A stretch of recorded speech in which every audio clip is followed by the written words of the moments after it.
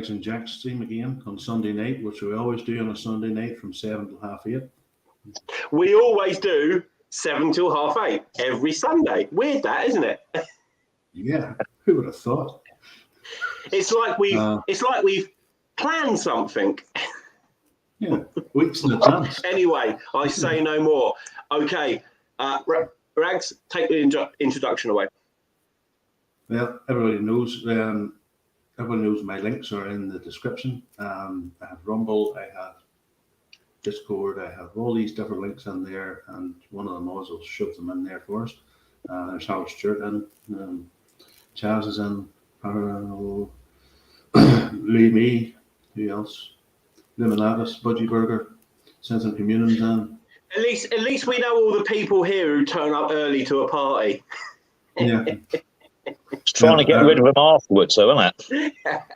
They stay the longest, don't they? The ones who turn up the earliest. Yeah. Without further ado, the Woodlander. This is your second time on Melvis, wasn't it? No, I think it is. Yeah. No, I'm pretty certain this is your triumvirate. This is your third time. Yeah. I love this stream.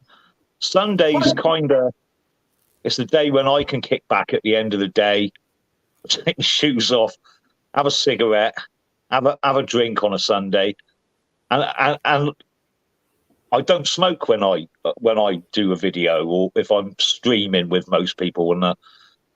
But with you lads, it's like a gang of mates, and I can't see the chat because I'm on a phone stuck in the middle of the woods, and everyone knows that. Well, trust me, mate. You've got great guests. You've had a few of them. Can't wait to see the Woody. So you know.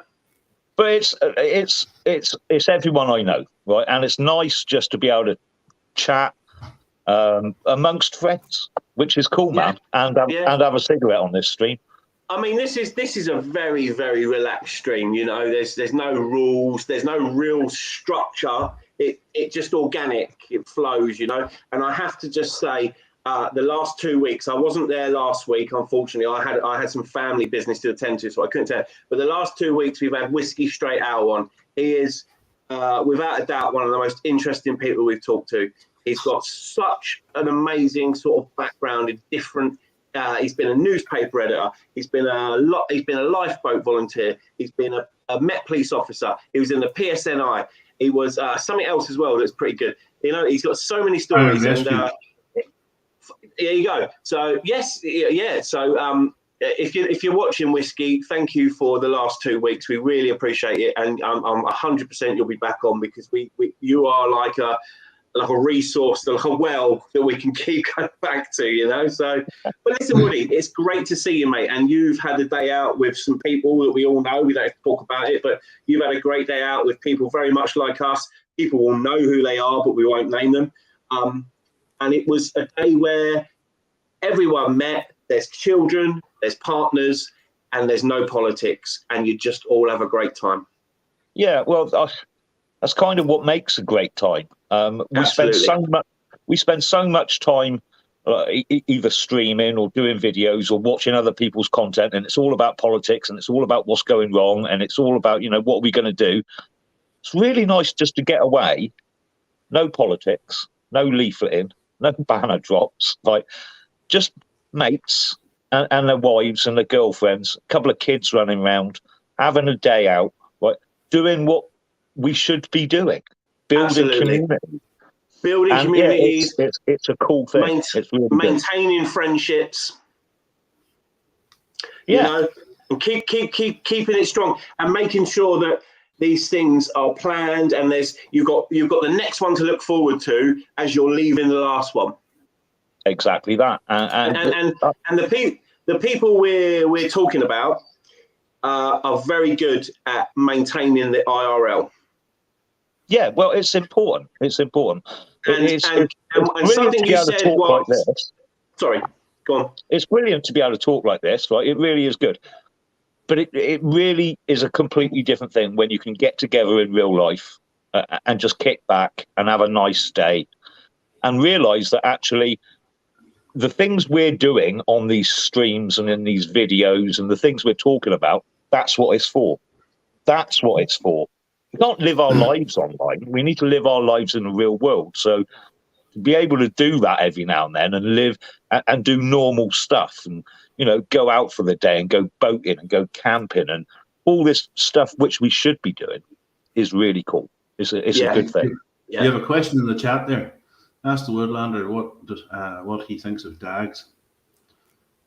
Have you got 7? I got 7 dags. Dags. Hang on. So you and Toffee are like we got 7 Toffee's each, got 7 as well. Yes, he's got 7. I got 7. Blimey, you're like rivals. Who's going to have the 8th? No, I can't do anymore, mate. I got offered another one, a cane Corso yesterday, and I can't do 8. I mean, 7 is a handful. It really is, and they're big dogs. Do you know what I mean? Right. Are they all the same breed? No, I've got a dog de Bordeaux, which, have you ever seen Turner and Hooch, the great big sort of ginger mastiff? What, the ones that get the shoelace drawl? Yeah, I've got one of them. A German Shepherd, a Rottweiler, a Great Pyrenees, which is the biggest one I've got. They are huge. They're a sheepdog, aren't they? They're a shepherd dog, aren't they? Yeah, they are a shepherd dog and a guard dog. So, like, if a leaf falls off a tree, it barks. Like, it's like anything at all. It's nuts. But that's good though, right? Because you live in woodland. Are the public able to walk through your woods? No. They can walk it's near private. it, but it's private. Yeah. Right. Is there some sort of perimeter? I'll get onto that. Yeah, it just walks around the perimeter, barking at everything, everything. Did you put up your own perimeter? Yeah, I mean, when I bought it, they sort of gave me a plot on a map, and then you have to come here and sort of work it out yourself. Do you know what I mean? It's quite and fence it all.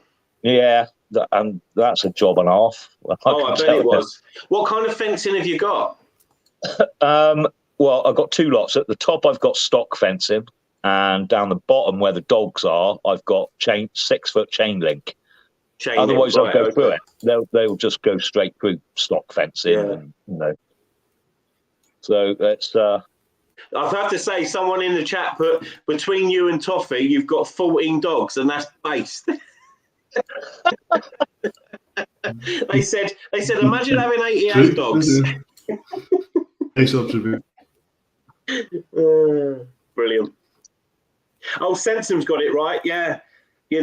Our enemies, who are essentially look exactly like us, weirdly, going out in the countryside, camping and enjoying nature, it's racist. Yeah, I know, man. It's just everything is. I mean, you touched on just before we started the stream on the hate speech laws that have come in Ireland. We will really let me get that in focus because I'm all right. So if anyone cares, I am in the Republic. I'm in the beautiful county of Wicklow at the moment. I'm at my mother's house, Mammy. So she's asked me to blur out her room because it's personal and that. That's fair enough. So where was I going with that anyway? Hate speech. To be fair, I've had about 12 of these. So it's Sunday, man. Look at that. You only find this stuff in the Republic. Druid cider, taste the magic. Jack, the man himself, son. Whiskey straight. So we will talk about my mum. Actually, my mum, who is based and red pilled now after 5 years of constant nagging. Yeah. Oi, listen, my mum's J pilled. So there you go. Yeah, good. Yeah, she is. She knows all about the Shomrim. She went on a hate speech march. So we will talk about that. There's a lot to talk about. There's a lot to talk about in Ireland. Something happened today, which we want to talk about. In fact, I'll bring that up first. Let me just get my phone up so I can reference what I want to talk about. It was in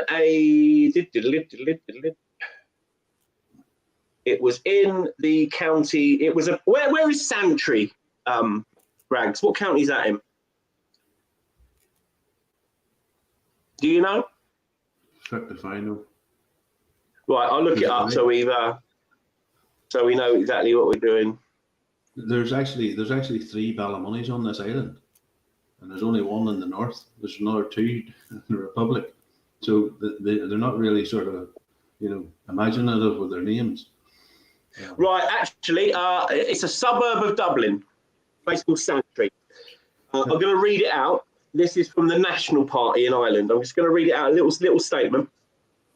Early this morning, so it was early today, the government attempted to plant Airways Industrial Estate in Sanctuary with multiple busloads of foreign military-aged men.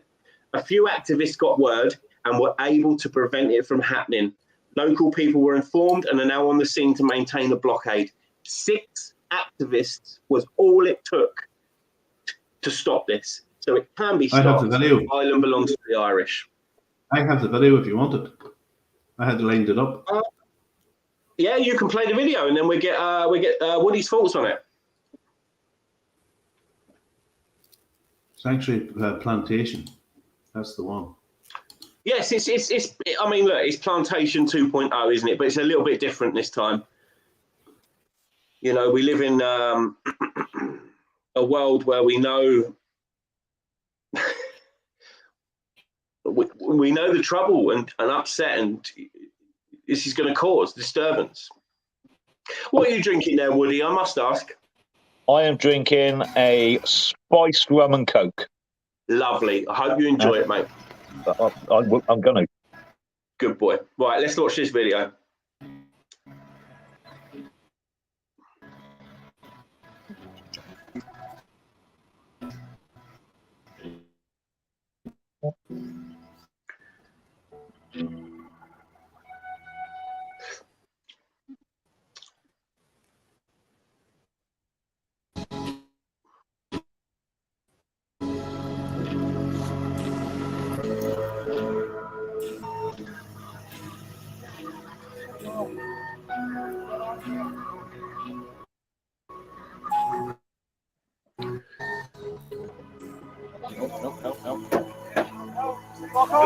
No.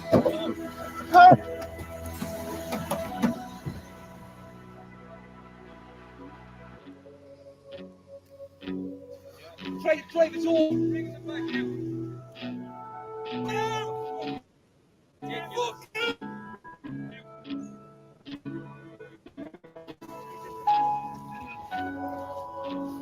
That way.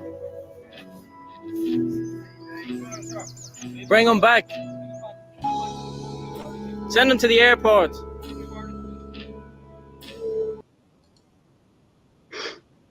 Right.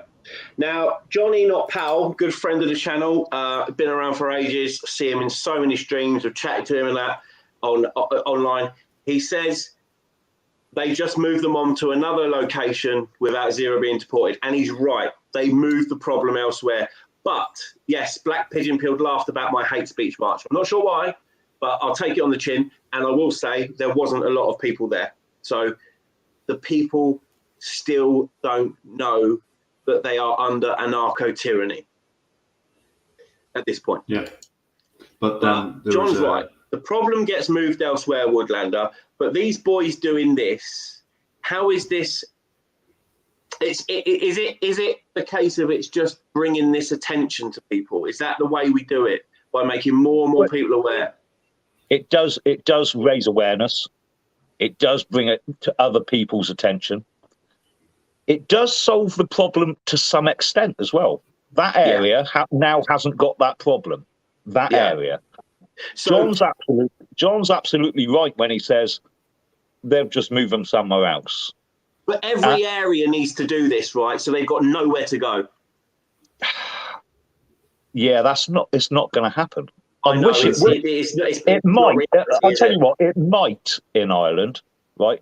It's not in the UK. It's just not going to happen. And they haven't stopped them getting in anywhere yet. That aside, I'm not sure. I believe everybody knows this. They've created this problem. Yeah, it's problem reaction solution. And they've made it very public, right? Right from the beginning, right? They publicised the dinghies coming across. They publicised the numbers. They made sure everyone knew. And I said this probably about 7-8 months ago. What's going to happen is they will get everyone looking at this, and then they will come up with the way to stop the boats.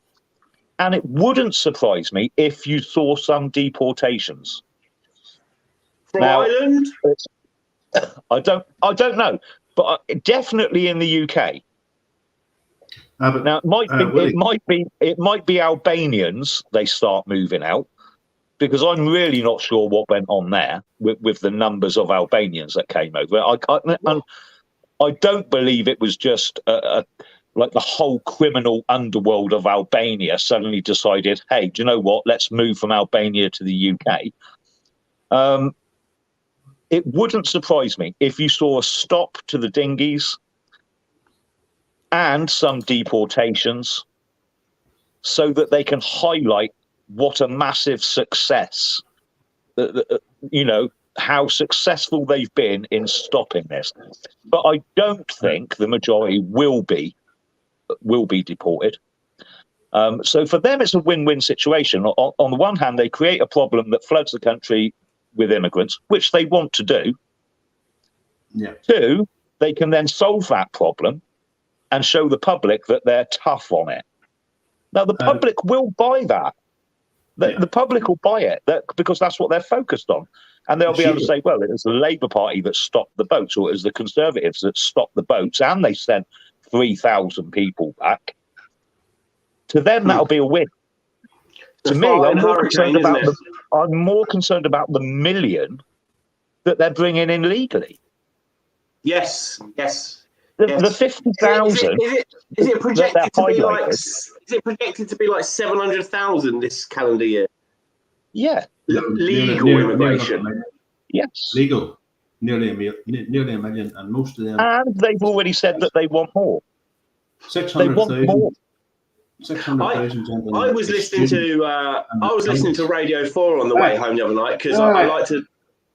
Jack, 600,000 students visas, right? And they can bring their family members, up to 4 family members, which is ludicrous, and they never go home. They never leave. Only, what was it? How long? Let me think. What was the number? Only 26% return within 5 years. So that's the scale of it. Now, when you're talking about England, it started in 1948. We all know what happened there. We were England, the mainland itself was a slowly boiling frog. Ireland, they took the frog and they put on a chip pan and they got it spitting, and then they just dropped it in. And the Irish have reacted violently in a lot of cases. As you were saying, a businessman, and he's got all these properties, and the Irish government were giving him millions to house these boys. And the farmers came out and they blocked the entrance to the place, and they wouldn't let them come in or out. The asylum seekers actually packed up their bags and walked off the site because they felt intimidated. One was actually a, what do you call them boys in Arabic land? What was Arab? No. Sand ends. No. when they're like rich barons, rich oil barons, sheikhs. Sheikh. He was a sheikh. Shake, rattle, and roll. He was telling on, I think it was RTE, and he's going, I'm coming here peacefully. What is a sheikh who is probably, multi-millionaire, coming to Ireland as a refugee? Why? Nobody asks these questions, guys. I'll throw it back to you there. Ugly truth straight in there with. I'm not saying the word. Yeah, well, that's the thing. You know, they had that thing in Essex with that pub with the gollywogs, right? Now that pub now is closed down, right? Yeah. Because the suppliers won't supply them any beer or crisps or peanuts, right? Yeah. It's bullshit. And every time it was reported on the news, they referred to them as gollies. They wouldn't call them their full name. I know, it's petty, isn't it? It's petty. Very petty. Can you imagine having your business, your livelihood, and your and your ability to feed your children taken away because of some bloody plush toys. Yeah, it's insane. There's a great tradition. There's a great tradition in England, and when I was over in England, I actually witnessed it one time. When we were there racing, we were in this small village, and they had this festival at the time we were there, and they had the dancing around the pole, and they had these guys all dressed up with bells on them. Can't remember what it's called. Yeah, Morris dancers. Morris dancing, and their faces are blacked out. Yeah. And that's to do with coal mining. As far as I knew, when I was talking to the guy in the pub, it was to do with coal mining or something. So years later, I'm watching the telly, and they'd asked the Morris dancers to do their face purple because doing their face black was racist, even though it was part of it. We know everything nowadays is racist, right? Timekeeping, being punctual is racist. Math? Math is racist. The countryside is racist. It's not, right? What it is, it's not compatible. Our lifestyle, our culture is not compatible with the outsider, which is fine. But we've got to stop changing everything to suit everybody else. It's a ludicrous situation.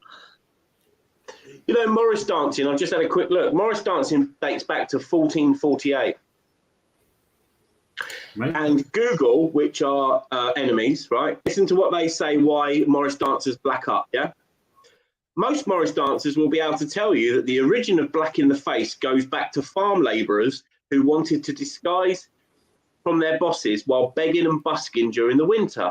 However, and this is where you get globalist bullshit communist rhetoric, is, however, it is also very possible that it was an attempt to mimic the African dances that were probably Morris's inspiration. So we're not allowed our own culture. We have got to we've taken it from somewhere else. The Morris dances. What year? You're right. It started in the 14th century. It goes back. It would be that weird thing where you go, where they go the 15th century, and you're like, what, 1400s? But it actually predates that massively. I mean, these were old pagan festivals, and the dances and the giving cider to the fruit trees and dancing around the maypole is a lot. Is it wassailing? Wassailing, yeah. It's a lot older, and we know that. But our culture and our ways are not compatible with everyone. No, that doesn't mean we need to change them. If anything, we need to enforce them. No, Toby's cracking me up tonight. He's on fire.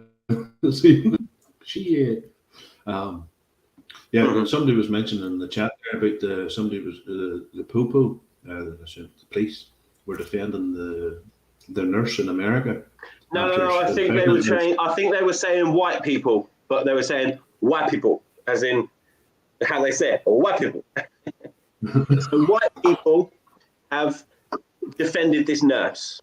Do you know about this, Si? No, not this one. Right, I'll give you a very brief breakdown of it. I'll give you the story I told my mum earlier because she didn't know anything about it. Right. So a pregnant nurse, being pregnant doesn't really matter to this story. A nurse finished her shift and she booked one of these bikes. Electric bikes? Yeah, I did see it.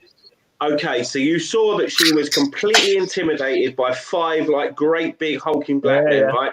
And they were trying to say, no, it's my bike, it's my bike, it's my bike.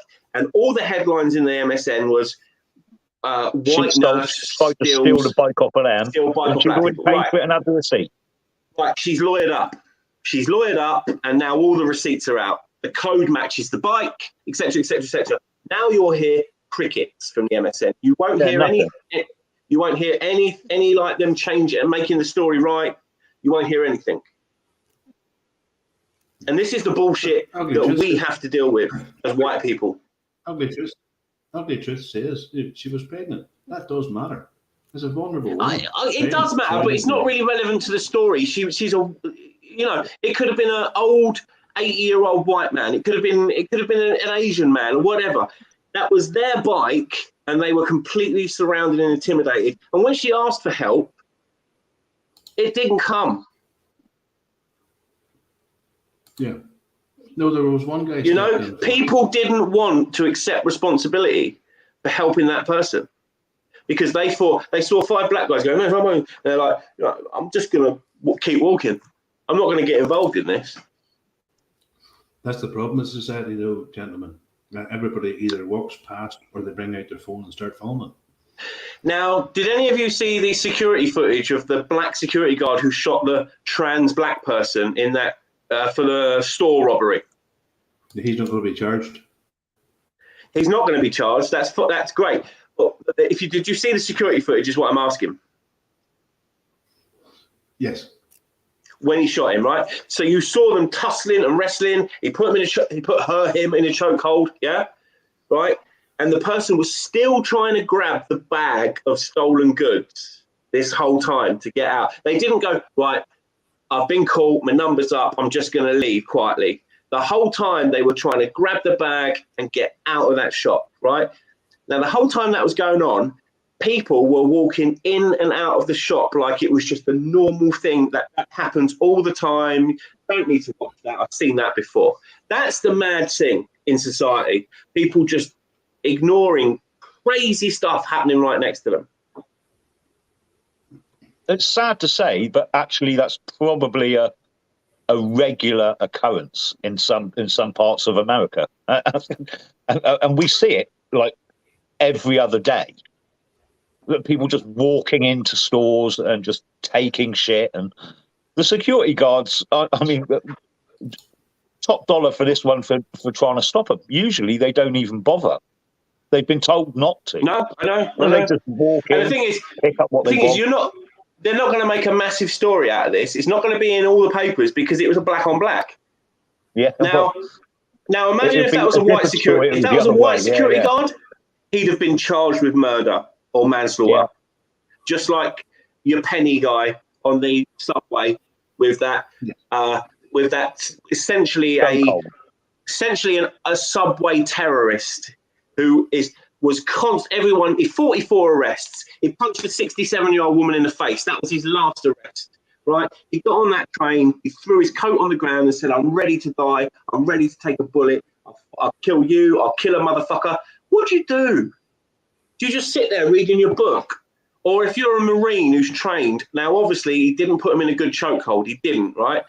But there was black people assisting that, holding him down, holding his hands down. Now, where are they in all of this? Are they not culpable?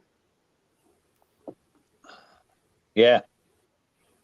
The guy got perp walked out of the bloody office in the other day, right? And I hope beyond hope that this guy gets fair justice. Now, I am on a wing and a prayer here, right? He's in New York, right, with Alvin Bragg, the same guy who charged Donald Trump on that bullshit charge, right? Yeah. So this guy is a George Soros, right? And I will say his name. I'm not afraid to say his name, right? George Soros, right, who funds all of this shit. That's the NGOs. You would not believe the amount of pies that guy's got fingers in. To completely destable the Western world, Western society, and our beautiful culture where we had a high trust society. We had a high trust society, and now we've got nothing. And all by design. It's all by design. He's kind of on record of saying he wanted to destroy the West. Right, and he's doing a pretty good job of it. Right? Now imagine being a Jewish person who sold out other Jewish people during the pogroms and all that, and somehow surviving and ending up a billionaire in America. Now, what happened there? I have no idea, but how did that happen? There was a lot of money sloshing around, my friend. What in the post-war years? Yeah. And there still is today. I mean, what we're talking about really is the destruction of the West, right? And people get hung up on a political answer. None of these guys doing this are politicians. None of the most powerful people you can think of are politicians. I know, or voted in. No. So if you're saying, right, who are the most powerful people in the world? Right, you've got Soros, you've got Gates. Let's just take Bill Gates. Klaus Schwab. Why hasn't he got any power at all? Why? Yeah. How has a geeky, nerdy computer guy somehow the world's authority on vaccines and health, On and farmland, on farmland, anything, on Now, nutrition, on telling governments how they're going to do things? Why? Now, it's funny you say that, right? Because we've had the Bilderberg meetings this week, right? And do you know who goes to Bilderberg? Mate, it's David fucking Lammy. Yeah, but I mean these things. The Bilderberg, right? We're going before Davos. Right, you have the Club of Rome as well, right, which is a smaller group. They're all interconnected. The Council of 300. Yeah, and they're all interconnected, which is Masonic, and they all do different parts. Okay, but the people that wield the power globally, even someone like Elon Musk, right, who is generally considered one of the most powerful people around, right? He's the second richest man in the world. He was the first before he bought Twitter. But but it's nothing to do with politics anymore. No. Governments are taking their instructions from groups that we have nothing to do with. Yeah, there's absolutely no democratic process how these people got into the positions they're in, and yet they are laying out all the bureaucracy and policies for our countries, and the government are just going, yeah, give me more. It's a really, really dangerous situation, because what you end up with is the whole globe being controlled by a very small group of people, and it makes no difference who's in government. Now, we've kind of known that for years. Yeah. The general public knows. There's no difference if you vote in Labour, or if you vote in Tories, or if you vote in Liberal Democrats. Exactly the same load of bollocks happens. They kind of know that. And the reason being that everything is controlled from above them anyway. So that makes no difference. And I'm sad to say that even if we were to get a political party that understood what needed to be done, a grassroots party that came up and we managed to get them voted in, which is kind of never going to happen. We've been trying for 100 years to do that. It's not going to happen. You have to kind of face that. But if we did, they'd be completely powerless, because everything comes from above there. They wouldn't be able to do anything. And they would have every other nation in the world against them. Mm. It's a really complicated thing. But I think we need to start understanding that there's not a political answer. And people get annoyed with me and they say, vote is more to politics than just vote. I'm just talking broadly. People understand politics as voting and political parties. That's not really going to be an answer in the future. No. And we need to look at other avenues, other options. That's kind of what I've been saying for a couple of years. Let's get into Woody. What's going on in Woody's world at the moment? Now, you've started some sort of new initiative. Now, I will be completely honest with you. I haven't seen it. So, is there a sort of like a concise way you can break it down now and tell the people? Really, really quick. Go for it. So everyone knows what I did. I bought some land. I went off grid. I live a fairly good life. I've helped about 20 people do that in the last year and a half. So that's individuals, families. That's 20 people have managed to buy land, build somewhere, or are building somewhere in the last year and a bit. That's fantastic. I've also been working with groups. So you get 15, 20 people together, and we've kind of worked out a way that we could buy some land and all have a home on there without breaking the law, maybe bending some regulations, but no law breaking. We could do it. But there's a problem. And the problem we're facing is this, that in the last 2 years, land has nearly doubled. And I'm thinking, why? What is going on? It's going up way faster than house prices. And on the bottom of adverts for land now, you're starting to see stuff like this land could be classified for regenerative agriculture. And I'm like, what's regenerative agriculture?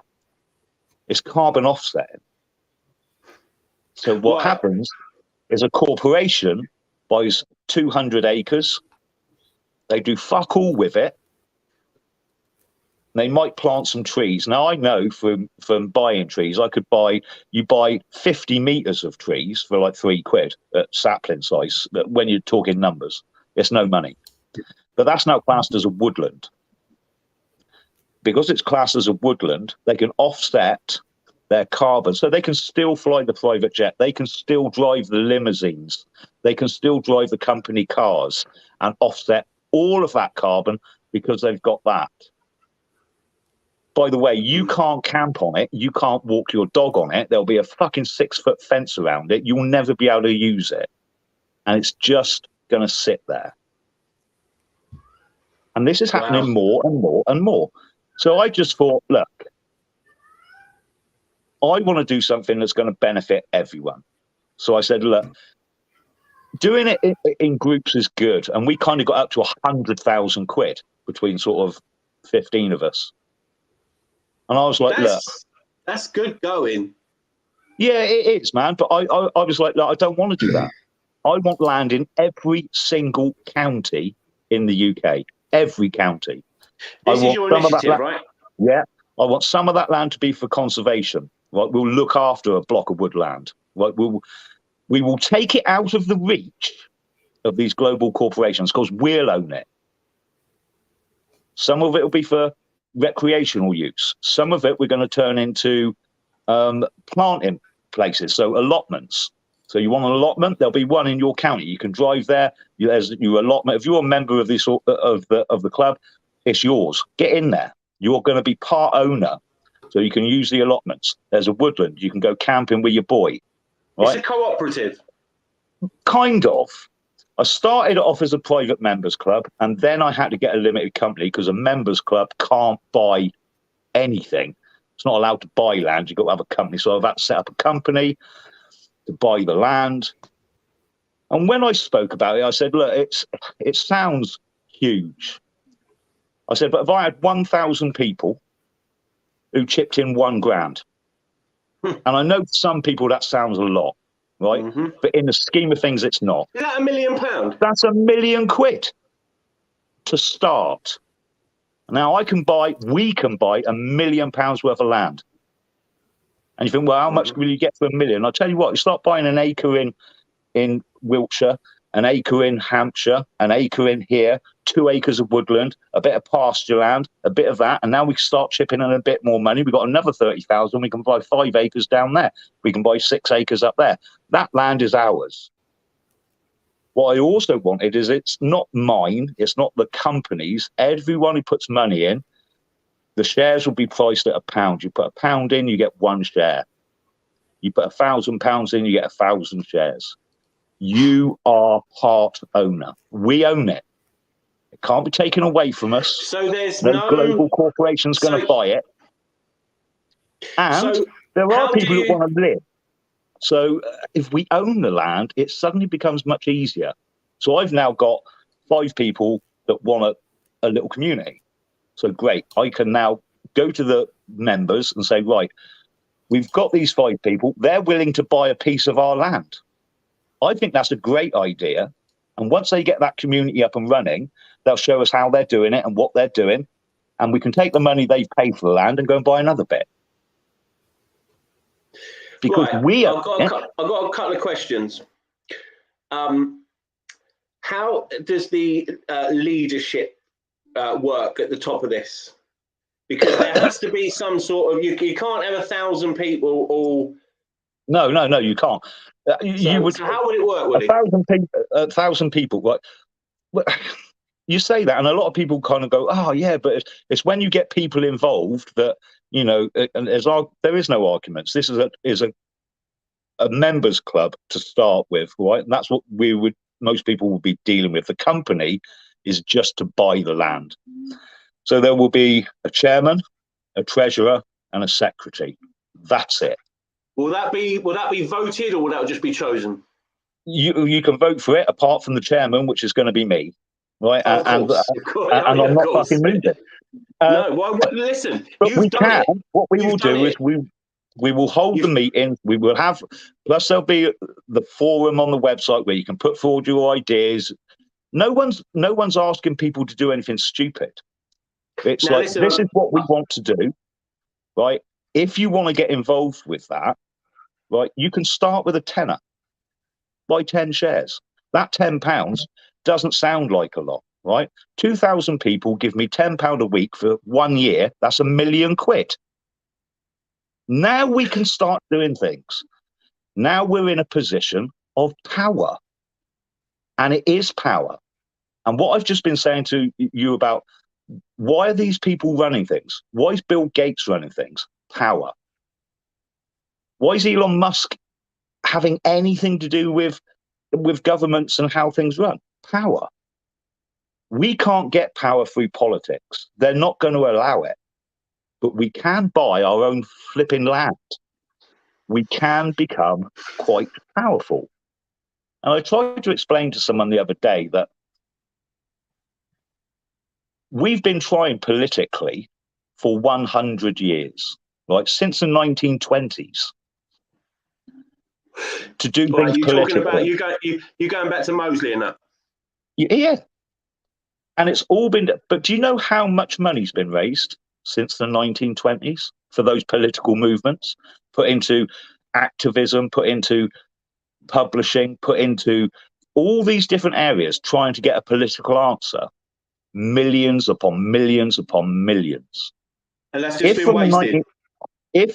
Well, I'll tell you what it's achieved. Every single one of those intelligent people that we've had, all those activists that we've had, all that vigor that we've had, has got us to the place we are now, because it went in the wrong direction. All of that action, and this is where we are. What I'm saying is, if from the 1920s they'd started buying land, we'd own London. Yeah, I know, mate. Listen, my second question is, how do you get people involved? How do you get people up for this? Now, I will preface this. We've got since Dangerfield's left, we've got 70 people watching now, which is great for our little channel, right? Yeah. Yeah. You've had not everyone engages in the chat, but we have a good chat. We have a great chat. Loads of people. John Palmer. Let me have a look. John Palmer, Wolfie, Dawn Browning, Hasdak, Toffee. Right? They're all going, I'm in. You've got the interest, Woody. The interest is there. I mean, before we started, I told you that I did one video and I just said, look, I'm going to do this. This is what I want to do. From that one video, right, I've had 3,000 subs in 2 weeks.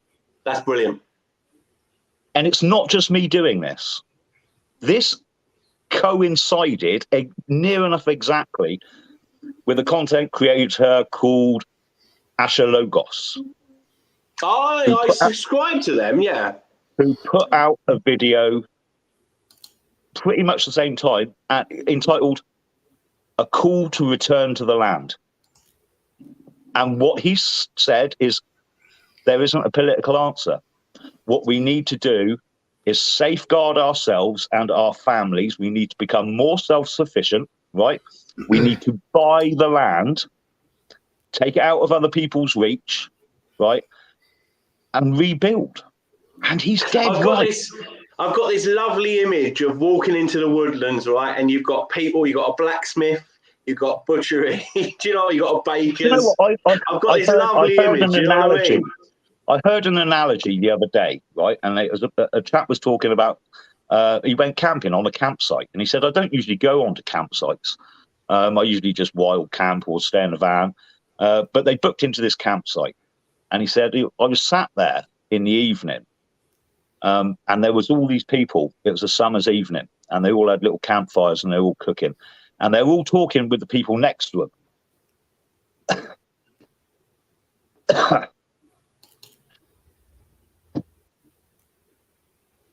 It's kind of, give me a minute. You got a bit of a frog in your throat there, Woody. Well, the thing is, right, he said, this is how it used to be. People talking, people helping, community.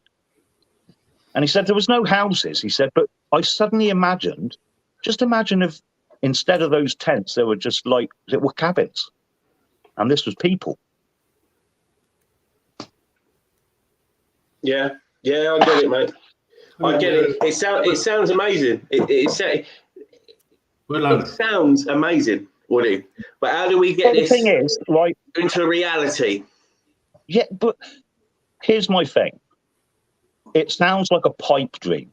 It sounds utopian, right? Yes. It sounds like, okay, if we do nothing, right, will be overtaken. We will not have a chance. And I can tell you what's coming, right? There'll be more migrants. You will be curtailed, right, within a 15-minute zone. They will take away your ability to drive a car. Honestly, you're not going to have a car in 5 to 10 years. You won't be able to travel. And even if you managed it, right, where are you going to go? They would have bought all the land. You won't be able to go camping. You won't be able to walk with your wife and kids. It will be theirs, and it will be off bloody limits. So you will stay in your 15-minute zone. And your kids and your grandkids will grow up thinking that's normal because they will never know anything else. All by design, Woody. All by design. But in yours and my lifetime, I can remember a time here in Northern Ireland, and everybody says it, and I agree to a certain extent. The Northern Irish people are about 40 years behind the mainland when it comes to all this new politics and transgenderism and all these different things that's going on, and mass immigration and this, that, and that. And I remember my grandfather as a bread man, and he would have went. And he done the whole community. And if a farmer couldn't pay his bill at the end of the month, he'd have said, Willie, we slaughtered a sheep there this morning. I've half a lamb. Yeah. And my grandfather would have took the lamb. He had a stainless steel room, all painted white out the back of his house. And we would have stood there as kids as he cut it up, and we minced it. Yeah. And one of his other good friends was Sidney B. Scott. And Sidney B. Scott run this massive veg place. And at the time of the BT strikes, my grandfather went round to all the BT workers with boxes of veg and meat for their families. Mate, what you're talking about is community. Yeah. Which is gone. Right? You know this, right? And I know this. That's been taken away because it's dangerous to them. It's utterly dangerous when you have people joined together, proper, strong community. They've attacked community. They've attacked religion. They've attacked the family. All of those things are the building blocks of unity. They can't have unity.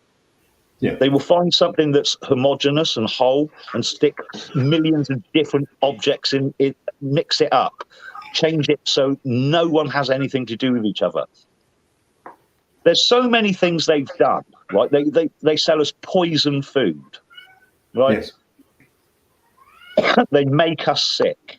3 years ago, they put us under house arrest and tried to force us to take experimental drugs that we know damn well, right, people are dying from. Yes. We need to do something, right? We need to do it now. And I realise that what I'm asking for might sound like loads, right? But if you can start with a tenner, then brilliant. We start with a tenner, right? Yeah. And like I said, if I get 2,000 people putting £10 a week in 1 year's time, we've got £1 million. Suddenly, together, we're much, much stronger than we are individually. Yes, but a tenner now. And it's what that's what they don't want. They don't want us working together. They want people to say, "Oh, I don't know. I give in my tenner, and I haven't got instant gratification. I haven't got a shiny ball to show for that tenner. I could have spent it down the pub, or I could have bought a pizza." You're right. Okay, I get it. And I get a tenner is a lot of money to some people. But if we don't do something, if we don't start, we're lost. We're finished, man. But a tenner's not even a pack of fags these days. I know that, but Ragz, like, I've been in situations myself where a tenner would like literally feed me for a week because I've been broke. And there's people watching this who I know are in the same situation. So I get, when I'm talking about spending millions, it sounds like pie in the sky. What I'm trying to get across to people is that together we're stronger. And that's exactly what they do not want. They do not want us working together. They want people to. So, do you remember, Woody, those two pellets, trigonometry, and they were They've just had their bank account shut, haven't they? Yeah, the grooming gang victim that they had on. Yeah.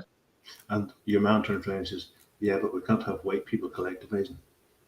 Oh that horrible Russian immigrant, Konstantin, is it? Yeah, that was a clencher for me. At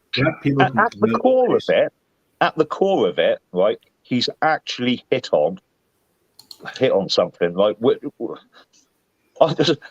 I had a look the other night at, I don't know if you've ever looked at it, a map of every battle that's ever been fought in the last 2,500 years. It's all in Europe. Mate, if I wanted control over a global population, I'm going to get rid of that lot because they're the ones that are going to cause trouble. They're the ones that like a ruck.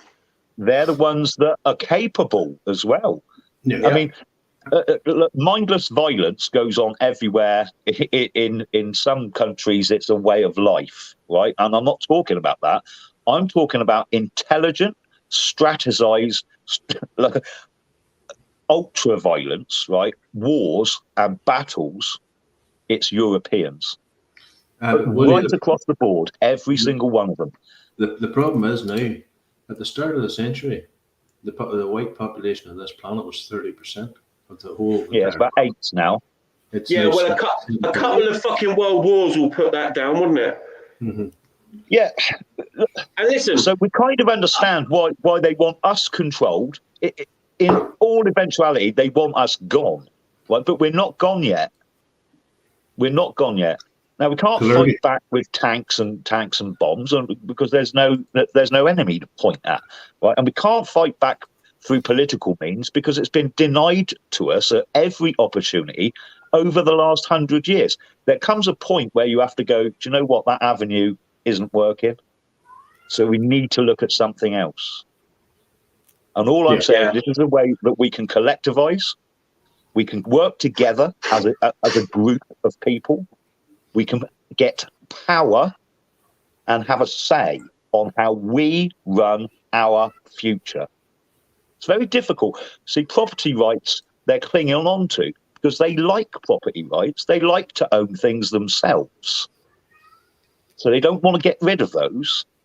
Yeah. We need to put ourselves in the same position. And if you look at how they're operating now, it's through ownership.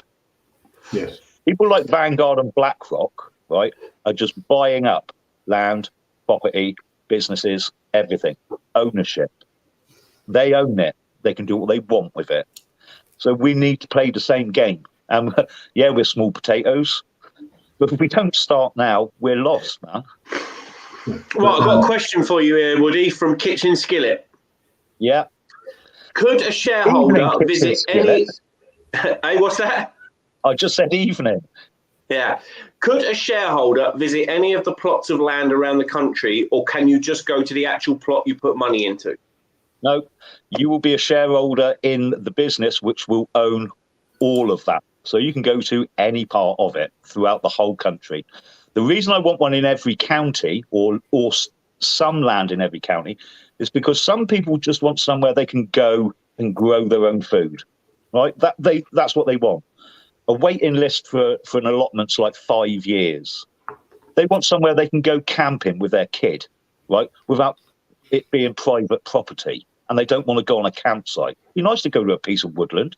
If you're a member, you can just go, okay, we've got a piece of woodland, we can go camping there. Or, you know, we're down in Devon, we'll go to that bit. But the reason I want it in every county is because some people do want somewhere they can go local, they can grow some, you know, grow their own cabbages, grow their potatoes, meet some people who are like-minded in that allotment. So, yeah. Woody, I have a question. Over here, I can drive up any country lane or any country road, and there'll be a farm, right? And outside the farm, there'll be a driveway. Throw a stone in Northern Ireland, you'll hit a farm. Right, yeah. And it'll say there'll be a sign at the end of the farm. It'll be potatoes, Mars papers, $1.50 a bag. Yeah. And they trust you to put £1.50 in the wee box and take a bag of potatoes. You know, yeah, well, they keep moving in the same people they're moving in, Rags. Those honesty boxes will go, and I've seen that. I've seen that happen in the West Country where I live. We used to have one. We haven't got it there now. For eggs, exactly the same. Put your eggs in, put £1 in. Mate, the minute you get the wrong type of people moving into your area, those boxes are gone. They're destroyed. The high trust community we used to have, right, is not there. Is not there. And this is what we're talking about rebuilding. So let's rebuild that. This is kind of what we were doing today when I went out today. Husband, wife, kids, mates, girlfriends, out for a day out, building community in real life. Yeah. Do you know? Yeah. And there's other parts. When I bang on about self-sufficiency, do you know what I mean? Don't be reliant on the system for your electricity. Don't be reliant on the system for your food. Right? Don't have to go to Morrison's or Tesco's. You're quite capable of growing a potato and keeping a chicken.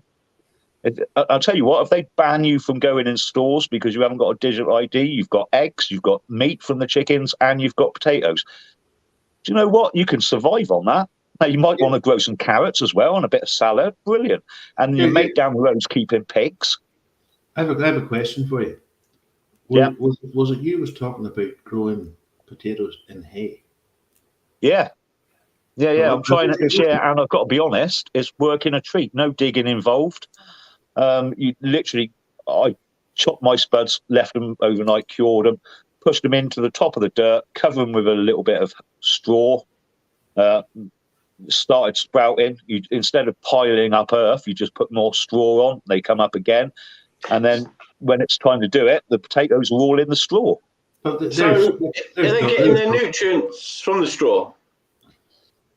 The roots are still going down into the earth, but the potatoes are growing in the straw, not in earth. But it works. So there's no digging, essentially. No digging involved. There's well, you'll have to let us know how you get on with that. It's the first time I've tried it, but so far the sprouting is, it's working a treat. There's Dawn Browning's in the chat, and have you ever watched Dawn's channel? She has Master Ben has built her planting boxes. Loads and loads of raised beds, hasn't he? Raised beds all over the place. And then she has cannibal chickens who eat chicken that eat chicken and oysters. I watched that video. The oyster one was hilarious. Listen, I'm going to be totally honest with you. Chickens are essentially despicable, feathered little cunts. They are little dinosaurs. You think the Without a chicken doubt. just goes around pecking little stuff? If you throw them a mouse or a worm or a bug, you see them go. It is mental. Mate, I've got 120 chickens. I've learned so much about them. They are the most violent animal. Okay, you've got this thing called purple spray. If one of them's got a speck of blood on it, the other chickens will kill it instantly. They're like little feathered land sharks. They're like that one's weak, right? That one could drag the whole flock down because a predator can get that, so they kill it. They just peck it to death. Oh wow! So it's a survival thing rather than yeah. It's like we need to eradicate this motherfucker because a fox is going to come and kill all of us. Yeah. So we'd have these chickens, and then one of them would just fall down dead, and I'd be like, "What the fuck?" Like, and it's only when you start reading it that chickens have become absolutely brilliant at hiding any illness or anything that's wrong with them. You'd never know. Yeah. But because if they start acting ill or slow or sluggish or there's something wrong with them, the other chickens will kill it. They don't have nothing to do with it. The chicken's like, shit, I've got to try and pretend I haven't got a limp. Yeah, literally, just stand still. Just stand still. Don't walk. Woody. Oh, wow. You're like the chicken whisperer, aren't you? Woody, I have a question. Mate. Yeah. Now, this new pandemic, bird flu. Bird flu. Yeah, mate, it's bollocks. It's all bollocks. It's bollocks. Now, as a bird owner, I think now there's a lady on YouTube, and she only has like 6 exotic chickens. These, the really colourful ones, and this and that. And all the feathers and all that malarkey. Yeah. But she gets the eggs. She's had them inside now for 3 months because of this bird flu. Have they fucking ruined her house? Shit all over it. They will do.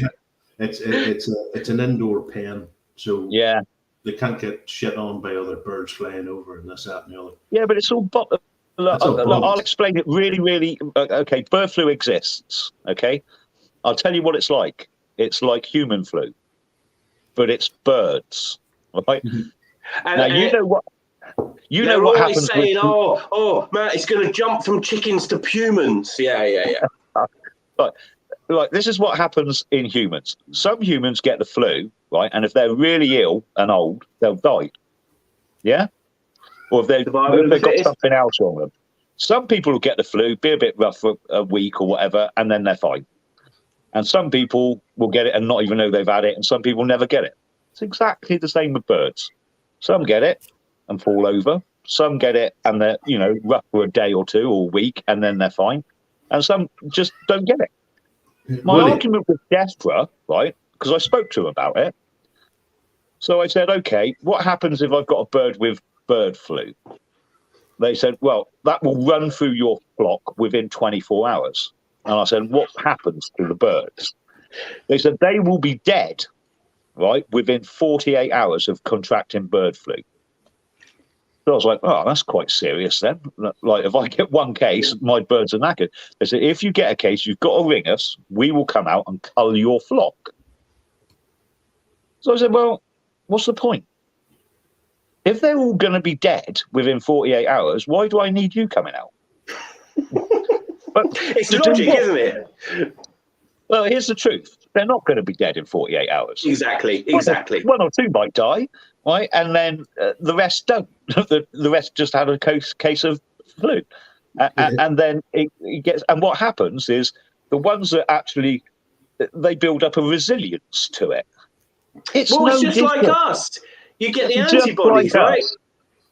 So all of this rubbish, right, it's going to wipe out... But, how many birds have you seen falling out the sky? It doesn't happen. Do you know what I mean? And, if you want to see a bird cemetery, go underneath one of those wind turbines. Oh, mate, it's hideous, isn't it?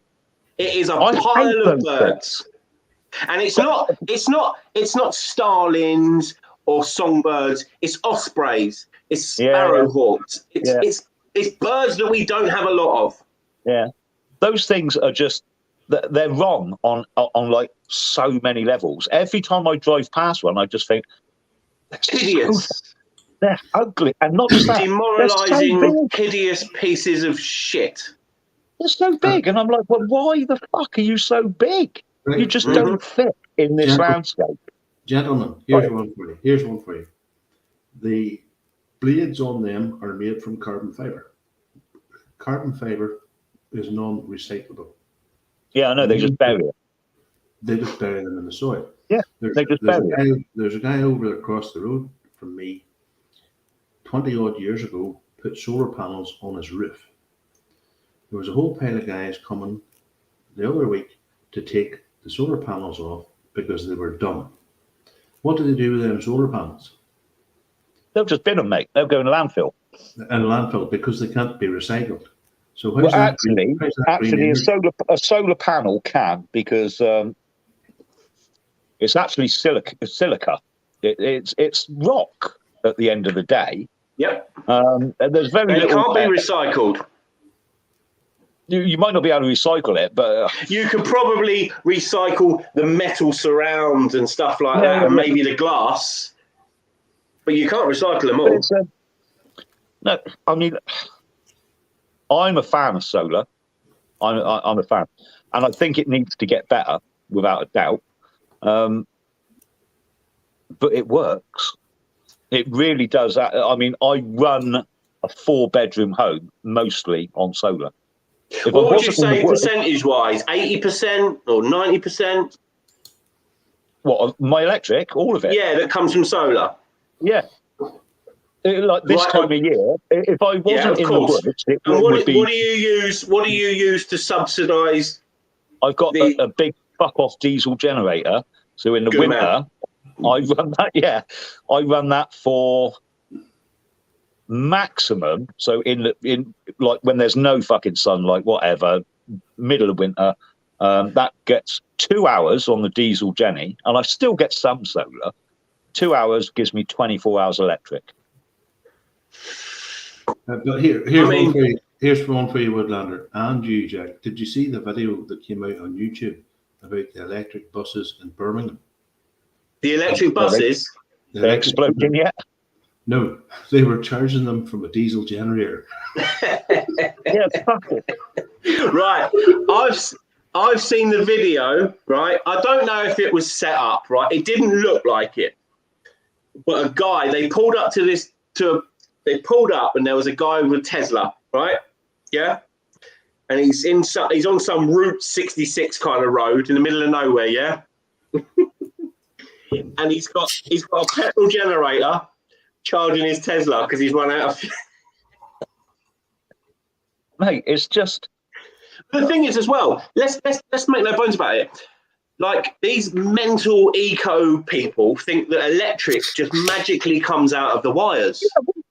Yeah, they don't understand that electricity has to be generated. And how is it generated most in this country? By burning coal. So, well, you would say so. The largest power station in the UK, Dax, and this is criminal. Like, this is criminal. Switched from coal powered to wood power, right? Because trees are sustainable. They're chopping down 50 fucking acres of woodland. That thing will burn in a day. Yeah. Fuck. Because trees will grow again. Some of the trees in my wood, right? That thing could burn in a millisecond. Took them nearly 100 years to fucking grow. And they're just chopping these fucking things down and burning them because they don't want to be seen to be burning coal. It makes no fucking difference, man. Yeah. We have enough coal on this island in the UK for about the next 3,000-4,000 years. Yeah. And by then, you would have hoped that listen, again, Germany, let's talk about Germany just briefly. They've shut down their 3 nuclear power stations, right? They're now burning coal. Yeah. Nuclear, at this point in time, is the cleanest source of energy you can get. Yeah. And it is pretty much, we've had 3 major incidents in how many years, yeah? We've had 3 Mile Island, we've had Fukushima, and we've had Chernobyl, obviously. But let me just say, do you know why Ukrainians don't wear shorts? Knob will fall out. But here's one for you, gentlemen. There was a thing I watched, must have been about 20 years ago, and it was landfill sites in America. And this scientist had discovered that they've been there for the last 150 years, these land sites, getting rid of all people's rubbish, all the food waste, and all the waste, this, that, and the other. So your man put a pipe down into the ground, and what came out of it? Natural gas. Methane. Methane. Natural gas. Yeah, I can build a biodigester in my back garden, right, which will run on chicken shit and vegetable peelings. And from that, I'll get methane. I can clean the methane and cook on it, run central heating on it, everything. Just run on shit. All of these things, right? All of these things, though, if they tell you, and actually, if they said, right, here's the thing in your back garden, right, instead of your shit going off to, it goes in there, right, there's no smell, bung all your food rubbish in there as well, and you've got free gas, they make no money. Of course they don't. But it is possible. John Palmer's just nailed it in the chat there. It's all bullshit. We have the means to create free energy, but profit. Yeah. Gentlemen, I know, is it Toffee streaming the night from 9 o'clock? Yeah, we can run on. We've still got, 48 minutes if we want to go up to 9. Are you free? You free? Yeah, I'm free for a while. What is Toffee? We're going till it organically ends, but we got to end before 9 because our friend Toffee's on it then. Toffee's in the chat.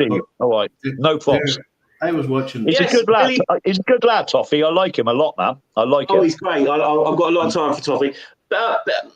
Billy Boggs has put, and Billy Boggs is always the contrarian, yeah? He's always playing the devil's avocado, right? And that's why I like him. I've got a lot of time for Billy. I haven't been in the Squabs lifeboat for a long time because I haven't got a lot going on in life, but I'm working hard. I'm doing my garden, blah, blah, blah. I just haven't got enough time to spoil for all the Telegram, right?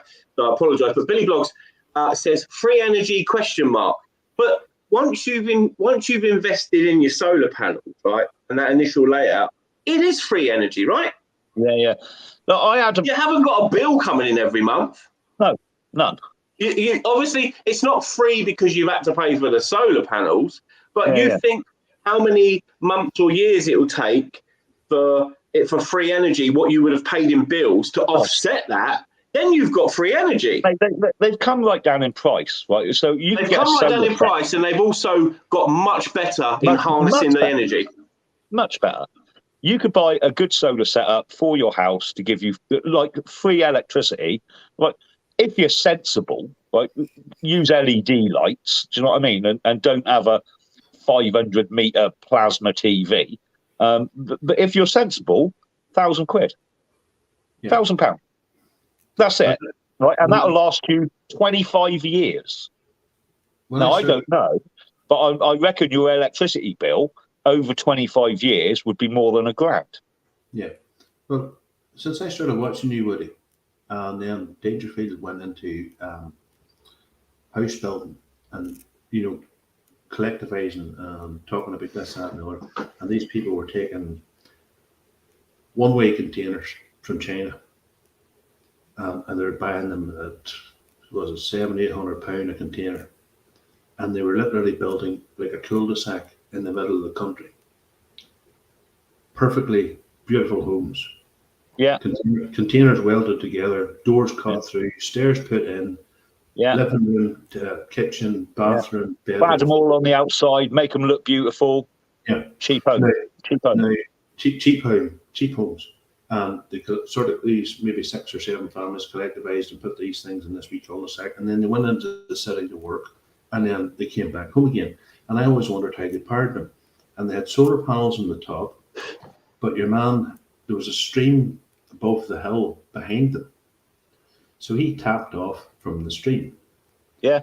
Ran down a little water turbine. Is it a turbine? Water turbine. Yeah. Right. And that now you're talking hydro energy, right?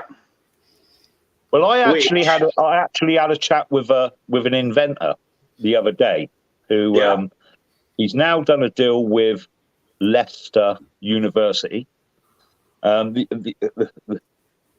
machine has been patented. It's really, really clever. It's to do with the lunar. It's called the lunar bulge. So water rises, goes up and down. Not necessarily on the tides, right? Although the tide is part of it. But it rises and it falls. It rises and it falls. And he's come up with a way to harness that, and it puts out 1 gallon is 1 psi. And he said, and that's completely constant, because when it rises, it gives energy, and then when it goes back down again, because there's movement, and it's always moving, like always, and it sounds fantastic. Right. And he said it's not a lot. It doesn't sound like a lot. He said on 1 gallon, but if you suddenly start, you could build a dome which was 25,000 gallons. You get 25,000 psi, which is plenty. It's constant energy and it doesn't stop. And that's quite good because it's free and constant. Yeah.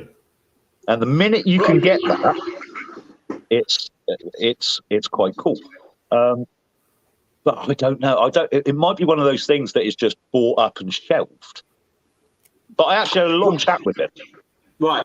Put a pin in that. I want to come back to that. I just want to say that Schrodinger's Gaffney, a scrub to the core. Have you got a link to the Woodlander? Fascinating. Can a mod please drop Woodlander's YouTube channel in the chat for Schrodinger's Gaffney, please? Right. Going back to your inventor. Should be able to contact me personally. He's got my. We've met before, so. Well, there you go, Schrodinger. Give him a shout. Drop me a line, Gaffney. Right. I worked on high voltage electricity when I was over, and that was my trade. I was an electrical engineer, right? And I was part of this new thing. They were trying out 3 different wave hub generators, right? And it was off the coast of Cornwall in a place called Hale, Hale, right? And they had. I know it was a trial. They had 3 different types of turbines in, right? And they were seeing which created the most energy. What happens is when you've got these things just off the shore, the sand shifts, everything moves, right?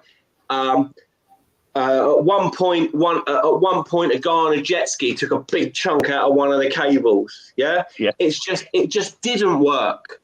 It was an investor's thing. There was loads of money put into it, and none of these wave hubs made a difference. It was again, I'll quote it. It was a fart in a hurricane. They were not making any kilowatt hours that was good enough to put into the grid, and it was scrapped. But we worked on that, and we worked hard. We had cable jointers in a pit on a beach with all shoring to stop the water coming in. They were about 20 foot down trying to joint these cables. It was a nightmare of a job. And it didn't work. I was really hopeful. I was like, wow, this could be the future. We could have all these off the coast of England, because I tell you what, we've got a lot of coastline. I'll send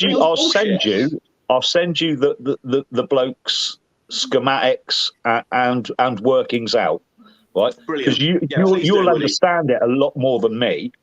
But he's a spot on geezer. So it's all those drawings of how he's going to, how this energy is going to be created. Yeah, please send it. I'll send it over, mate, and you can have a look. Yeah, it's fascinating. We are too reliant on other nations for the energy. We're too reliant on nations for everything.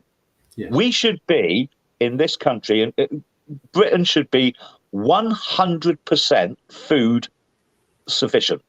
Yes. In the 1980s, we were 80%. In the 1980s. We're now below 50. So that's actually gone down on purpose. Right. They want it to be nothing. There's one for you. The meat produce in Northern Ireland itself, it goes between, we send milk down there, it comes back here as powdered milk, but, and it's trade. But 80% of the meat produce in Northern Ireland, we only keep 20%. It's excess. This is exactly the point I was going to make, Ragz. The rest goes to England and Scotland and Wales and stuff. That's our biggest market. Our biggest market at one stage used to be engineering. It only needs, from all the produce that Northern Ireland makes, it only needs 20% to sustain the people. Mate, they're going to shut down the farms in the next 10 years. Right? The British government has tried it slightly differently to how they did in the Netherlands, which was like a bulldozer. We're just buying your farm. Fuck you. Excuse my French, which is basically what they said to the farmers. The British government were like, hey, how about this £150,000 golden handshake? Why don't you retire? Do you feel like retiring? Yes. Yeah. Ever thought of retiring? Here's 100 grand to help you on your way. And we'll buy your farm. We'll buy it off of you. Don't pass it on. And the farmer's thinking, on quid's in it. But they don't want farming in the UK. No. The UK has not been designated a food area, right? It's not. So the farming will be done in wherever they want to do it. And they've already decided this. This is the thing. They've decided. They decided that these 15-minute cities are going ahead. And you have little victories like Thetford, where, you know, they take over a hall and you've got 1,000 people protesting and we're going to get a new council. Good on them. It's important that people do that. It will not change what they're doing on a global basis. They've decided. Now, what we need to do someone's just put in the chat, is the next thing the weaponization of food? Yeah, that's started now. That has started now. Everybody laughed. Everybody laughed when they said you're going to be eating bugs. Everyone was like, I'm not eating bugs. I doubt people even realise that it's already in the food. It's already in your pasta. It's already in your pizza. It's already in some of the breads you're buying. It's already in the kids' cereal, bit by bit by bit. And then they'll say, what do you mean you don't want to eat? You've been eating it for last 5 years. Just because you don't want to be like someone from Cambodia eating a tarantula on a stick. You know, we ground that shit up and put it in a pizza. And call it flavouring. Gentlemen, today, Dreyfus in Wales had spent £850,000 on insect supplements for school dinners. Look at that boy. As soon as anybody sees a dog, everybody goes, "Hey, you big booger." We love dogs. We love dogs. Do you like dogs? Now, he had spent public money without consent on insect supplements in school meals for Wales. Oh, mate, it's okay. This is what I'm trying to tell. What I've been trying to say, which is, they've made up this thing, right? Like every single council in the United Kingdom has signed up to Agenda 2030. Mm-hmm. They've all signed it. It's going ahead. Part of that is the development plan, which involves 15-minute cities and 20-minute neighbourhoods. They've signed it. You're not going to stop it. So what we need to do is do something ourselves. Because you can kick and scream and you might get a victory in a town or a village or so-and-so, right? But this isn't even the whole country, right? It's globally they're doing this. So we need to start doing something for ourselves. We need to collectivise. The hardest thing for people to get their head round here, and it is going to be difficult, is delayed gratification. Yeah. People are very used to, here's £10, I want a shiny bauble. This is not that. It's not. You're not going to get it, right? Stop acting like an Indian on the plains. There's no shiny baubles for you. What you're doing is you're investing in your future for your children and your grandchildren, because if we don't do this fight now, we're fucked. It's going to be 100 times harder for them. Yeah, but would you not agree? Like, I've friends here, and they start growing fucking Shiny. tulips and fucking baubles and this, that, and the other, and all the things. And they started putting wee greenhouses out the back of their house. Next door neighbour there, he grows tomatoes and apples and carrots and this, that, and the other. And there's a wee elderly fellow that comes to me, a friend, and he brings me 12 fresh eggs from his own chickens every fortnight. And he'll bring, at the end of the harvest season, he'll have turnips, he'll have carrots, he'll have scallions. Hey, the thing is, right, it's so easy. And for those people out there who go like, oh, I'm rubbish at growing, I haven't got a garden. Go down and speak to like the local farm shop. Do a deal with them. They will deal with you. They're a business. Same with a butcher. He'll do a deal. I went and spoke to a local butcher and I said, right, I usually do my shopping down the road in the supermarket. I don't, to be honest. But I wanted to see if this would work. I said, I would rather do it here. I want to change my shopping habits. But your belly pork is 80 pence more than I'm paying.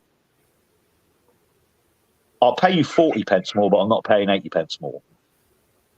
But I guarantee you I'll be in every single week. Yeah. If I don't come in the following week, right, you can put it back at the full price. He said, no problem. Now, I don't mind paying a bit more. The farm shop, I did a deal with the farm shop, right, same thing. I pick a crate, like a milk crate of vegetables up, right, to supplement what we'd grow. So that'll be potatoes, carrots, it's all seasonal, maybe some kale. It's a great big thing, right, that will last probably a month. Some mushrooms in there, a couple of tomatoes in there, just everything you need, right? £5. Yeah. A £5. Yeah.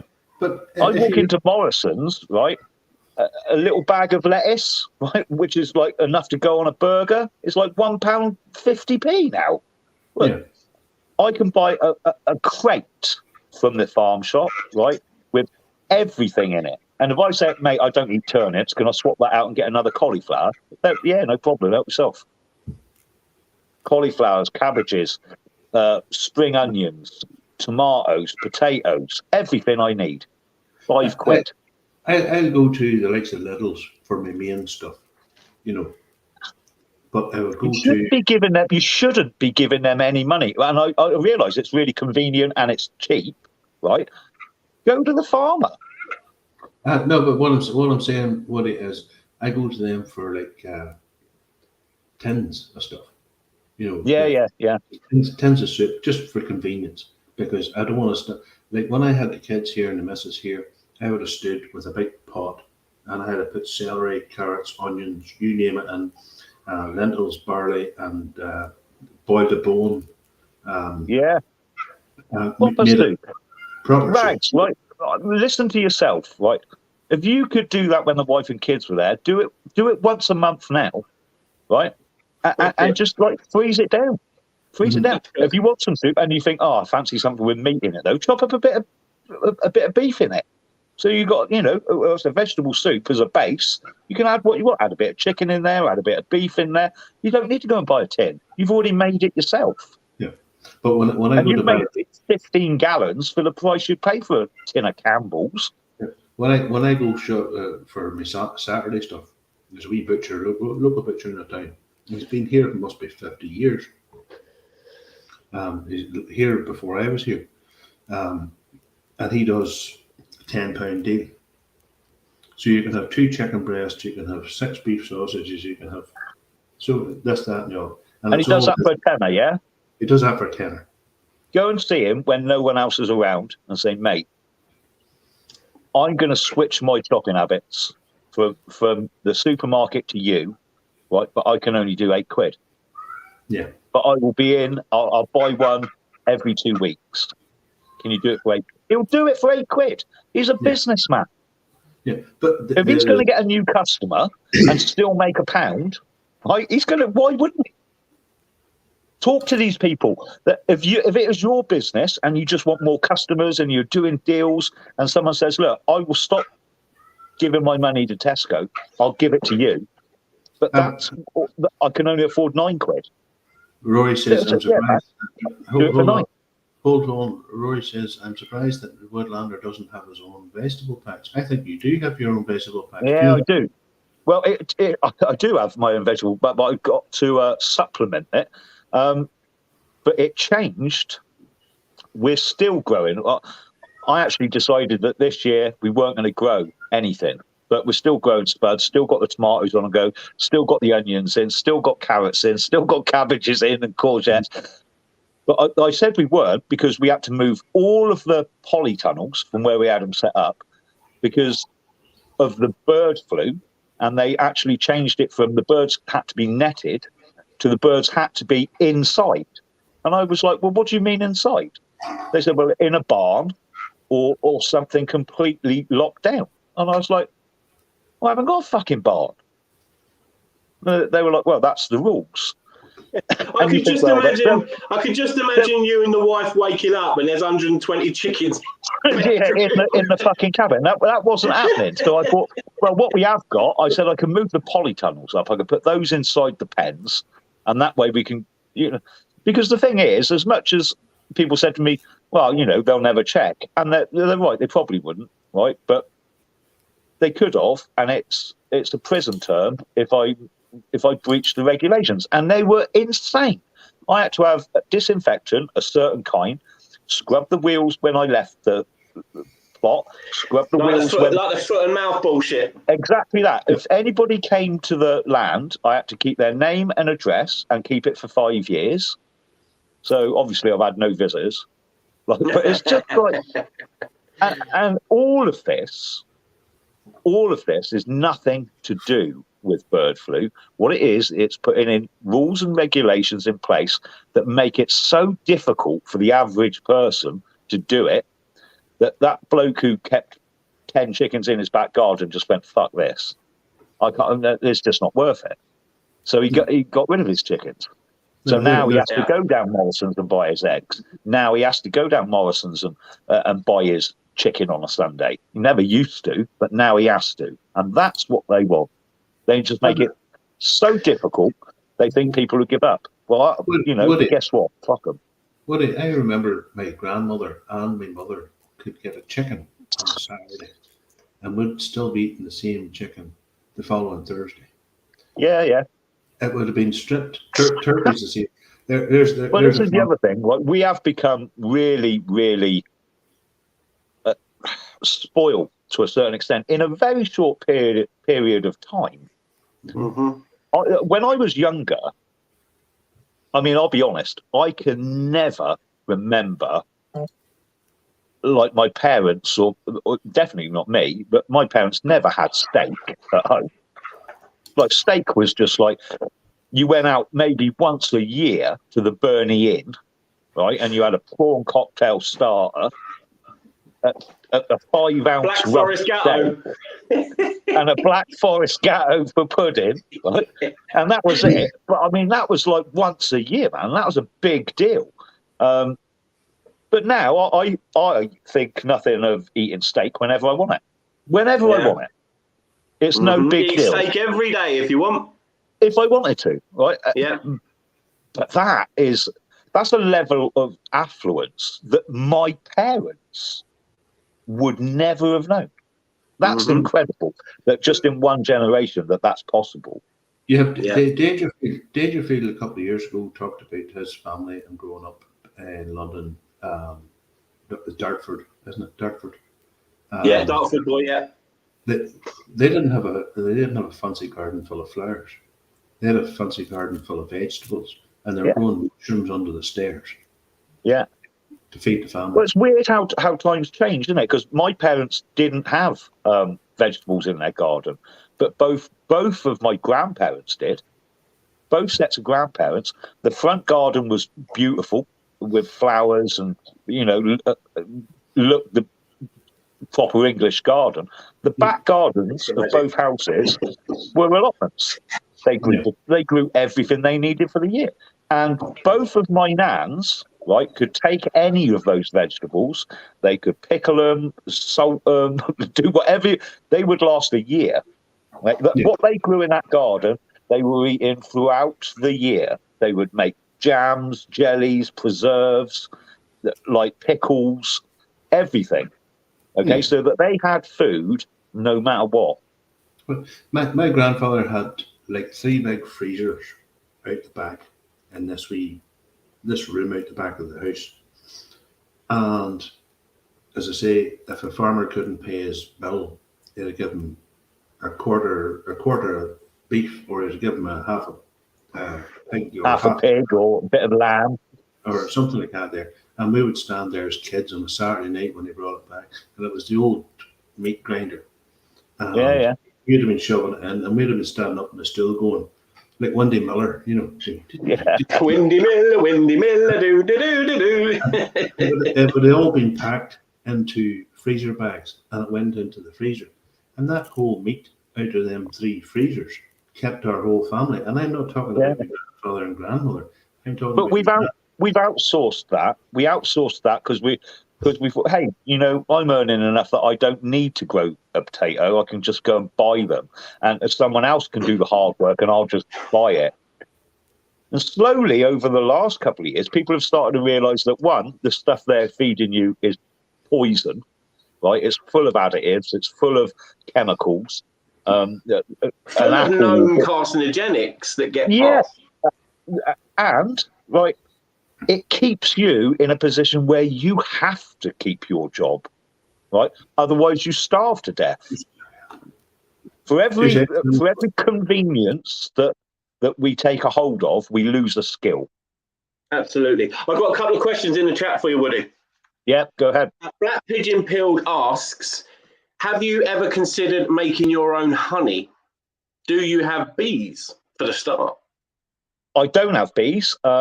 We were going to try it, and we spoke to a beekeeper, and he said bees don't fare well in woodland.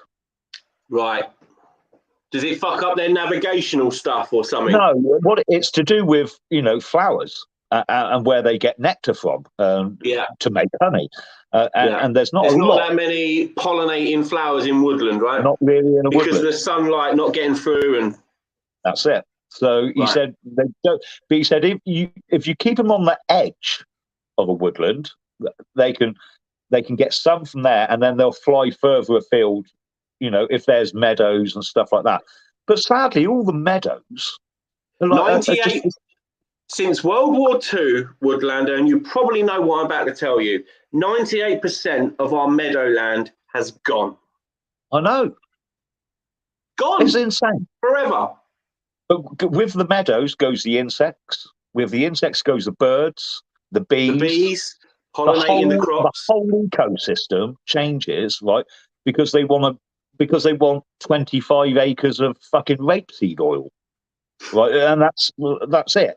You know, or winter barley. You just got winter barley for 50 miles that side, and 50 miles the other side, bright yellow rapeseed oil, and that's it. That's all they grow in. Whereas it used to be, we all know what seed oils do to us. So if anyone's still eating seed oils, do your research. Again, get off it. More poisons. If you're cooking in seed oils right now, switch up. Research it and switch up. Olive oil is okay, right? Yeah.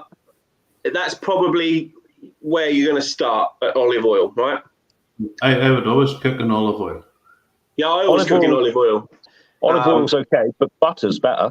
Yeah, no. When I fry a steak, I do it with butter. Yeah. Fried steak is delicioso. So all of these things that we've discussed, all right, and I can't think of any argument you're going to give me, right? So immigration, right, being surrounded by people that are unlike you, and not appreciative of the helping hand they're getting. Poisonous food, 15-minute cities. The answer to nearly all of that is, man, let's collectivize and do something better. Let's do something. Parallel. Exactly that. And what we want to get to is an alternative, a viable alternative, where actually even the people that are still asleep can look over and think, Well, how come they're doing so much better over there? Mm-hmm. How come they're healthy? How come they're laughing and joking and sitting around a fire and they've got friends and they got no fucking crime? Right? Because we all know each other. And I'm not going to rob off you and you're not going to rob off me. And if you ever did, you know that community, you're an outcast. This is how it used to be. Yeah. Do you know where in the world still have a huge, massive high trust society? Tell me. Japan. And do you know why? Because it's homogenous. It's Japanese. Yeah. And you know what happens there if you step out of line? It's the community that punishes you. Mm-hmm. They don't really need laws in place because it's the community. You'll be if you start acting like an absolute dick, you're gone. Yes. Move on. Woody, we would have a high trust society here, and our good friend 42's in the chat, and he'll tell you about high trust societies. We have communities here. I can leave my front door open. I can leave my back door open. I know everybody that lives around here, and we all look out for each other. At the time of the lockdowns and stuff, there's an elderly lady across the way there. And now, fast forward 5 years, Rags, right? When half the people are from Istanbul, the other half are from Somalia, and there's a few others from other bits and pieces, and suddenly you don't know anyone. They all speak different languages. That little old lady won't leave her house because she's fearful.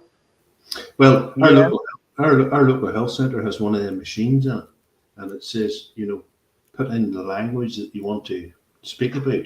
And some young fella from across the local housing estate came across and smacked it with a hammer, and it hasn't been fixed in about 3 months. Because you don't belong here. You're right at the beginning, right? You're right at the beginning in Ireland, and it's horrible to watch. It really is horrible to watch, and I love the vigour and the fact that the Irish are starting to push back against it. But man, it's so big. It's so. Should I tell you? And I'm not being stupid. People like Dave Cullen have already done this, right? Yes. Bought a place. Gran Torino. Right. Bought a place. Off grid, right, or capable of being off grid, growing some of their own food, making contacts with local farmers and local people, right? Their own homestead. So that's what I did. And then we've done it with other people, and they're networking as well. The amount of skills people have learned. I've got a chap who he bought a bus, bought a bus, found some land, converted the bus to live in, him and his wife. So he other people, that's a great idea. How did you do that? And he can tell them. So all this stuff is going on anyway. All I'm saying is, it's about time we started thinking big. Just think big, right? Because we need to take back our land, our freedom, and our future. Because it's not going to be given back to us. They're taking more and more and more every year. So every day, I'd say. Legally, we take it back. There was a fella a couple of years ago, gentlemen. His name was Gavin Bobey. And Gavin Bobey gave us a plan to get rid of Mosque Buster. The Mosque Buster. How to get rid of them out of our homeland. And he says, give them their own councils. Let them fund it themselves and see how long it lasts. Don't give them the service. Gavin kind of said that what's going to happen, right? He's a realist, is that actually these people will slowly take over. Right, because there's be more of them in areas. So we know Manchester's gone, we know Liverpool's gone, we know like Birmingham, Leicester, Telford, Rotherham. London's gone. Eventually, these people will run it themselves, but they'll run it into the ground. They'll run it into the ground. These places will just be crime-ridden. You only have to go into these places to see what's going to happen. Once the infrastructure starts to collapse in these places, it's not going to be good. Like, can you come and fix it for us? Yeah, no, we can't. We can't. No, you've made your bed. I mean, the problem is that what they're doing is they're shutting down. Slowly, they're shutting down. I mean, white flight's been known about for generations now. We know what happens. Well, we were talking about the influx of. We were talking about the influx of legal migration, right? Yeah. Now, I think it was 1.1 million people came into the country last year, right? Legally. But 400,000 people left. Now, what do you think the makeup? What do you think the makeup of those 400,000 people were? Genetically, racially, probably white British. I would say the majority. Going to Australia, going to, Canada. Why? Just be around people like themselves. I've seen it. I know it. We all know it. We know it happens. But what they're doing now is they're shutting down all of those little routes off. So they've said, right, Cornwall, the southwest, this is where people are going. Up north, this is where people are going. So what we will do is we'll get these migrants and we'll put there. We'll put some in Ilfracombe, we'll put some in Cornwall, we'll put some in East Anglia. So there's nowhere left for you to go. Yeah. Now you can't go anywhere. And they can't afford to have some areas that are not diverse. Because what happens then is you have something to point out. Well, how come it's not happening there? I have just been given by my mother a big ice cream wafer. Right. Oh, Mummy, did Mummy give you that for free? Mummy gave me it. Yes, I'm with Mummy. You live in a home with Mum and she gives you an ice cream wafer. It's lovely visiting my mum. I get a big ice cream wafer. I'm a good boy. We actually do have a load of fucking YouTube royalty in the night. We have Scott's Armour and Rotten Politics has been in. Rotten Politics has been in. Got a bit of ice cream on your beard there. Oh no, it's not. It's just grey. No, it's just where I'm going bloody grey, mate. You can't talk. You were a redhead, weren't you? You had a big ginger mop, right? I did. My granddad did, though. Oh, excuse me. I just got a donation there. Thank you very much, Don. I appreciate that big time. I've told them to grow the 2 grey bits out, right, and then do the Norse plaits. The Norse braids. Yeah. But you got the same as me. I got 2 grey bits run right down the side of them. Yeah. Yeah, it's symmetrical, and you know how much a human being loves a symmetrical face. I can't grow a beard. I'm just complete patches. Now, us Northern Europeans are supposed to be hairy buggers for a reason, because it's cold here. You just look at Matt there, the angry bitney. He looks like a chimpanzee. Have you seen his arms? He's a hairy fucker. You know when they say we're like 98% of the DNA of a chimpanzee? When I look at Angry Bootneck, I can totally believe it. And you know what? I'll tell him that to his face next week when he's on. Right, we're 49. We'll wrap up in about 5 minutes. Yeah, we'll wrap up in 5 minutes. Give people a chance to have a wee, get a cup of tea for the toffee stream. I believe it's Bonnie Ladd on with him. No, Sensum Communum. Sensum, and I think Resisting the Lies, our DJ has been is the third wheel of that podcast. So everyone tonight, don't bother watching anything on mainstream TV. Just listen to the toffee. I think I'll say Otto. Apparently he's a hairy fucker too. Hey, Southern Nordics, George Orwell. I'm not that bad, but I can understand. Oh no, listen, I've got just about a bit of hair on my head. I've got a massive 5 head, right? But somehow it's all. You've got a Ray Reardon. You've got a Ray Reardon. Oh, fucking haven't I just? I tell you what, though, when it gets too much, buzz cut. 100%. I'm not going to try and hang on to it and start brushing it from the back. Wow, that's just embarrassing, isn't it? Right. Yeah, it's. I haven't got hairy legs at all. In fact, they're getting hair. They're getting less hair. They're going bald. Mate, I had really hairy legs, right? And then when I got into like the tattoo industry, that's where like everyone I was training up wanted to practice. So you practice on you. When I shaved my legs and got tattooed, they never grew back. Got bald fucking lady legs. I remember Clive. Clive. About 4 years ago, I was with a girl and he was fucking around and that. And she had like the Imac, the hair remover cream. And I was like, oh, and I did a little patch on my leg, right? That ain't going back. No. Have you ever tried one of those epilators? Yes. No. Oh, mate, it's like some sort of fucking medieval torture thing. It rips the hair out, doesn't it? It's like it just grabs it and fucking yanks it out.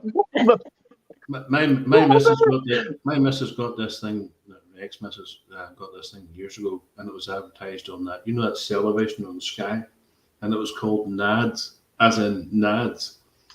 And some woman in Australia had invented it, and it was all natural products. It was honey and stuff. So you smeared this up your leg, your hairy leg, and you put this cotton cloth on it, and then rip it off. And they just ripped it off. And she says, I'm going to test this. And she says, well, how are you going to test it? I'm going to test it on you. My hair still hasn't grown back on my fucking leg. Ragz has got one bare arse cheek. Yeah. And the other one's got a massive tattoo with a hand of Ulster on. Yeah. No, I tell you what's tattooed on my arse. I have a W on one cheek and another W on the other.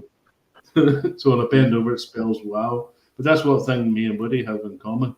The time I broke my back, there's a friend of mine, a tattoo artist, and I can't sit still. I have to be doing something. So he says, I'll tell you what I'll do. He says, I'll teach you how to tattoo. And I've always been into art and doing art and stuff. So I said, right. I said, what do you have to do? He says, well, we'll practice on these. There were practice skins you used to get. Yeah. And then he says, before you didn't they used to use pig skin? Yeah, pig skin. You can use pig skin. It's a bit stinky. Grapefruit works really well. Yeah. As I say. Yeah. The practice skins you buy off eBay is quick and they're easy and they're simple and you can just dispose of them. So I started drawing up stuff and doing this, that, and the other.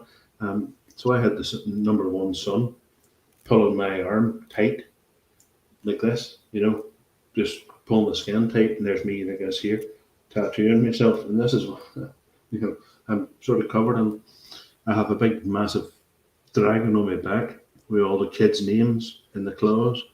I got me fucking St. George. So, and then I sat tattooed my legs one night. I love having tattoos. I hate getting them. I have such a low pain threshold. When they did my gypsy lady, you can see her. Whatever. There we go. Fuck me. God, I thought I was dying. I went into some sort of shock. When she finished, I got off the chair. I could hardly walk. I needed smelling salts. I sat for 12 hours where the mate tattooed a big, massive dragon on my back. I'll be honest with you, chaps. Right, women are much better than blokes. That their pain threshold is so much higher. Blokes are pretty girly when it comes to anything like that. It's God. Do you know what I'm thinking? I would like one more tattoo. I'd like to get a tribute to my dad, right? And I'm actually thinking about getting numbing cream.